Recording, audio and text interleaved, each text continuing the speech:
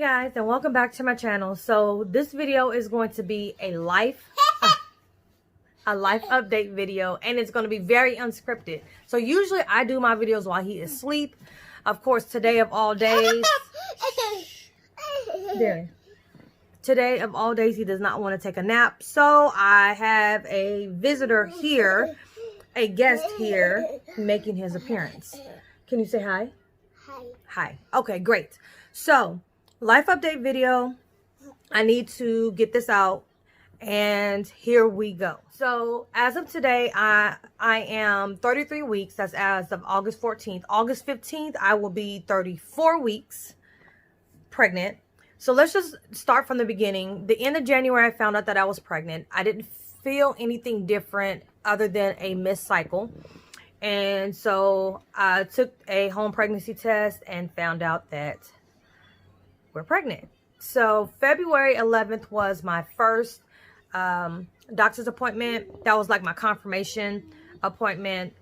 I thought that my due date was going to be October 2nd, which was 40 weeks from the date of my last cycle. But the nurse basically stated that the baby was growing pretty quickly and pretty big. So because this is my second pregnancy, well, my third, but my second full pregnancy, and the baby was growing fairly big, then they put me at 40 weeks from the day of my confirmation appointment, which is September 26th. So we're rolling with September 26th as going to be my due date. So that was February. By the end of February, going into March, is when I started really experiencing morning sickness. And I had very bad morning sickness. I still have very bad morning sickness from time to time, even at 33 weeks.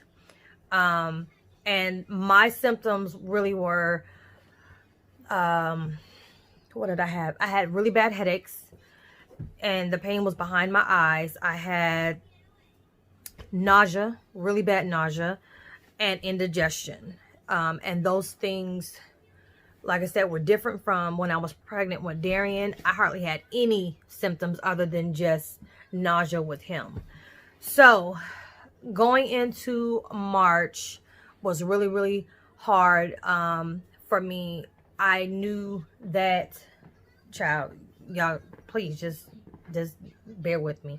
I knew that I had to do this all over again. So I had to kind of figure out what was different from this pregnancy, from Darian's pregnancy. And that was one of the biggest things, was my morning sickness. And I had to figure out what foods I could eat with this pregnancy that I wasn't able to eat in Darian's pregnancy. So I found out that I could eat basically vegetables and fruits. Anything else other than that, I was sick. And really at the end of February, anything that I ate made me feel really, really sick. So yeah, that first trimester was really, really hard for me. April 20th, well, let me back up. March. Going into March, as you guys know, COVID hit, coronavirus hit, and that was very, very challenging for me. Not to mention that March was the month that my husband got a promotion, and he has been traveling since then, off and on. And so that was really, really hard. I was really emotional for a while. When he left, I didn't cry, but I could definitely tell that him being away was definitely taking a toll on me while being pregnant. So that was March. April 20th is when my second trimester began, and I was kind of glad when that day came, but my morning sickness stayed. It did stay, but it wasn't as bad. They started subsiding, like the nausea started subsiding, the headaches started subsiding, but I did have indigestion, and that stayed. So again, April 20th was going into my second trimester. And then April 19th, I believe, is when we did our gender reveal, and we found out that we were having a baby girl. I was really excited. My husband and I found out a couple weeks prior to our gender reveal that we did on Zoom, but we didn't tell anybody until our gender reveal via the Zoom call, because again, COVID and coronavirus is running rapid, still running rapid now, even in August. So that was April. May, I really didn't have anything to report. They did do a gestational diabetes, or a glucose test, an early glucose test for me in May, and I passed it. And I was really, really excited, you guys, about that, because I had gestational diabetes with Darian, and I was really, really, really overweight. Really overweight. I can't even go into detail about it. But May, I did my early glucose test. I passed it. I was really, really excited about it. But they did tell me that I had to come back in week 28 to do the regular 1 hour glucose test. So that, when I did my first one, or my early one, I think I was at 24 weeks. And then into June is when everything just started rolling. So June, the first part of June, I think the first week or so, I went back for my 28-week glucose test.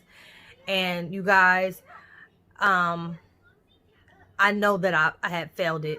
I didn't feel like I didn't feel as positive as I did in the very first early glucose test. And the reason why is because on June 11th, my husband came home, and we were just eating everything. He came home for a little while, and we were just celebrating the fact that he was even home. So we were eating a lot of things that we were not supposed to be eating. And I just felt like, you know what, I got this, I can do this. And I went in the third week, I'm sorry, you guys, the third week in June. And I failed. I bombed that glucose test. It was supposed to be no greater than 140, and my blood sugar level was 192. So at that time, I had 6 days to get my life together, and I was feeling really, really, really discouraged, because it immediately started to set in that, Diane, you can run the risk of having gestational diabetes again if you do not get this under wraps. And so I found myself doing the same thing that I did in this pregnancy that I did in my pregnancy with Darian. So I had 6 days to get this all together. And let me tell you guys, I worked my butt off. I basically changed my diet and worked out as if I had the gestational diabetes. I stayed within the gestational diabetes food guidelines. So basically what that was for breakfast, for lunch, for dinner, and for your snacks, you can only have a certain amount of grams per event. So for breakfast, it was like 15 to 20 grams. Snacks was 15 to 20 grams of total carbs.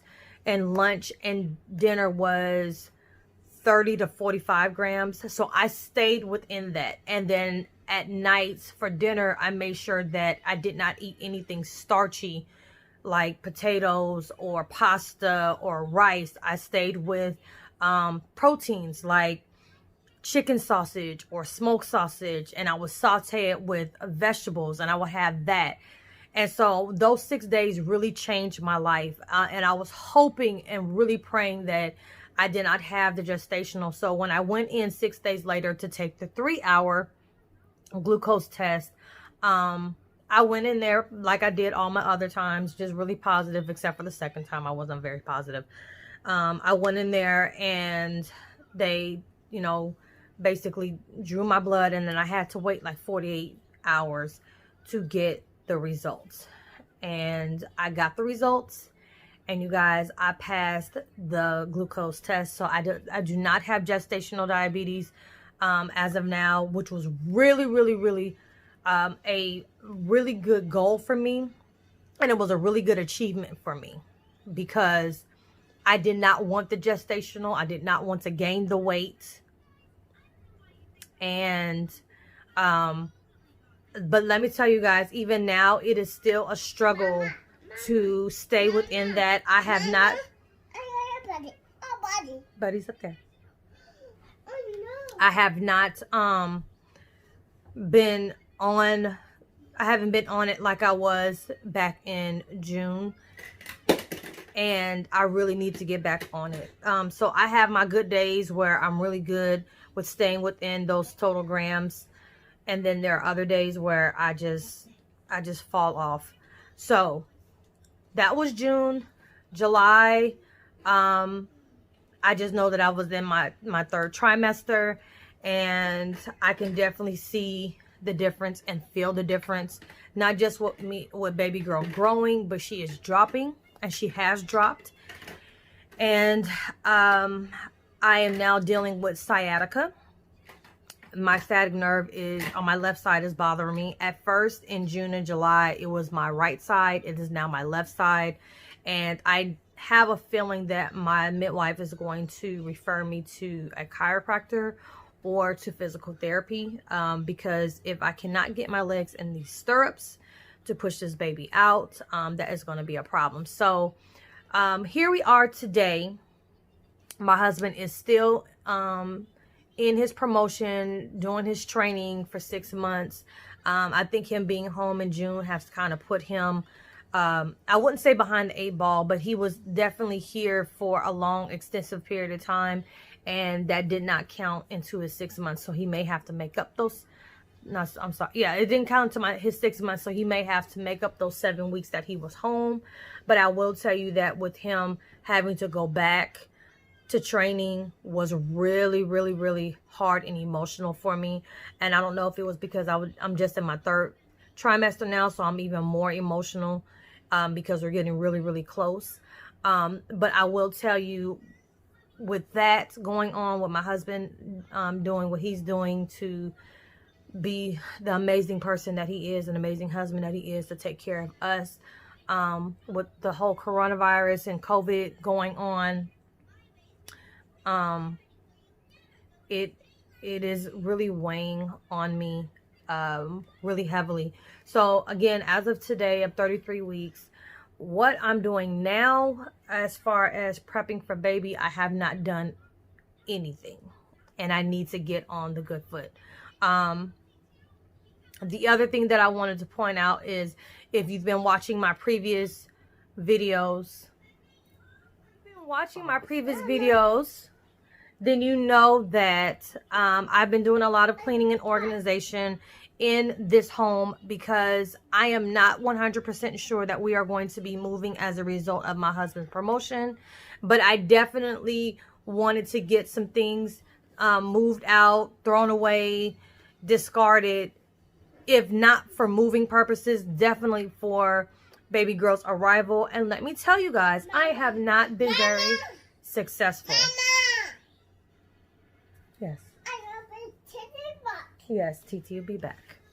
I have not been very successful. So as a result, I will say that I am very happy with the progress that I've made thus far, but I still have a lot to do. So I think what I'm going to do is I'm going to just choose 3 things, or write down 3 things that I would like to get accomplished before baby girl's arrival. Really before 37 weeks, because I don't think I'm going to make it to the full 40 weeks. My prayer is that I do, but I don't know if I am going to. So, I'm going to write those 3 things down, and I'm going to try my best to accomplish those, because usually around this time, at least for me, when I was pregnant with Darian, my nesting had already started. And you guys, my nesting has not started. I don't feel motivated to do anything. I have no hospital bag. I have no baby bag for Danielle. I have no baby bag for Darian. I don't have anything. And a lot of the things that I had with Darian, I don't have this time. So I'm going to have to really get on the good foot and see what things I still need, so that I can go ahead and pack these bags, because it would be a shame for my water to break and I head to the hospital with nothing for anybody. So that is my plan. And you guys, that is my life update. Like, that's all that I have. My prayer is that my husband will be home when I go into labor, so that he can actually be in the labor and delivery room with me. But with COVID going on, if he is still in training, it will take him some time to get to me. And once I go into the hospital, they're not going to allow him to come in. So, and the other thing, I think the other thing I'm going to add is my birthing plan. I think it's really important for me to have a birthing plan this go around, because they need to know who's actually going to be in there with me. If it's not going to be my husband, it's just a lot, you guys. And so I've been really feeling overwhelmed these last couple of weeks, really because time is winding up. I don't feel motivated to do anything.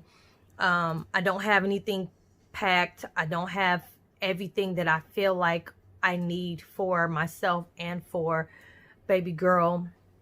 And the fact that my husband has been traveling and coming back, and the fact that he may not be in labor and delivery with me has really kind of taken a toll on me. So your girl is kind of stressed out, and so I'm trying not to be, because that's not good for me, it's not good for the baby, and it's not going to do any good, period. So I just need to kind of move through that. But that is my my life update so far, and I'm hoping between now and baby girl's arrival that I will be uploading more videos. It may be like this, where it's more sit down, because I can't really stand up that long. But I think I might also be doing vlog style videos, because me sitting down trying to edit videos has not proven to be successful either. So your girl got a lot of things going on, but I take it in stride. I take it with a lot of positivity, because I know that whatever God has for me is going to be for me, and whatever his will is going to be for my life is going to be for my life. So if my husband's going to be in there, and even if he's not, his grace is sufficient, and I will have everything that I need for all of us by the time I go into labor and delivery. So that's all that I got. Thank you guys for listening. And I will be looking forward to, and you guys should also be looking forward to me uploading more videos in the weeks to come. So until next time, I'll see you guys in my next video. Please hit the subscribe button if you haven't. Leave a comment if you want to leave a comment. I always reply back to you guys. And until next time, I will see y'all later.